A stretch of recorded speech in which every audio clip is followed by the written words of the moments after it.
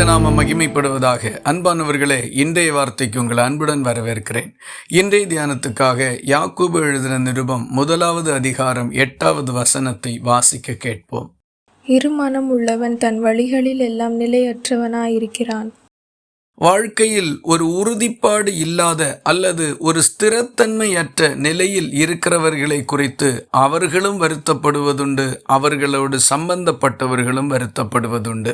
ஏன் என்னால் மட்டும் ஒரு நிலையான வளர்ச்சியை காண முடிவதில்லை, ஏன் என்னால் மட்டும் வெற்றிகளை பெற்றுக்கொள்வதற்கு முடிவதில்லை என்கிற கேள்விகள் பல மனிதர்களுடைய உள்ளத்திற்குள் மறைந்திருக்கின்றது.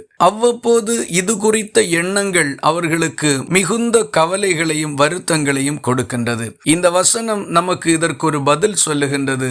இரு மனம் உள்ளவன் தன் வழிகளில் எல்லாம் நிலையற்றவனாயிருக்கிறான் என்று. சரியான லட்சியம் இல்லாத பயணம் ஒரு நாளும் சென்றடைய வேண்டிய இடத்தை அடையாது.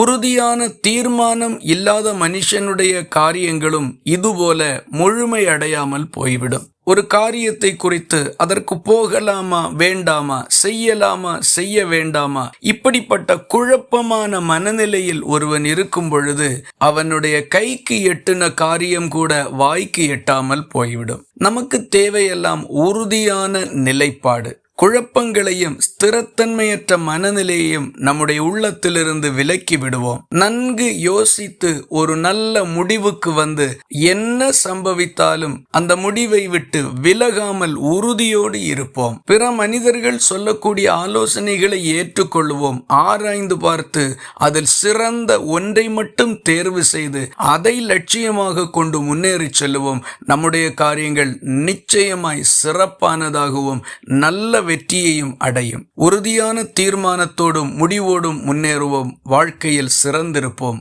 கர்த்தரும் நமக்கு உதவி செய்வார். இந்த வார்த்தைகள் இந்த நாள் முழுவதும் உங்களுக்கு ஒரு ஆசீர்வாதமாய் இருப்பதாக. ஜெபிக்கலாமா? எங்களை நேசிக்கிற அன்பு நிறைந்த நல்ல ஆண்டவரே, நாங்கள் உம்மை நன்றியோடு துதிக்கிறோம். இந்த காலை வேளையில் நாங்கள் ஸ்திரத்தன்மையற்றவர்களாய், உறுதியற்றவர்களாய், சரியான தீர்மானம் இல்லாதவர்களாய் இருக்கின்ற காரியங்களில் வெற்றி பெற முடியாது என்று எங்களை நீர் உணர்த்தி இருக்கிறதற்காக உமக்கு ஸ்தோத்திரம்.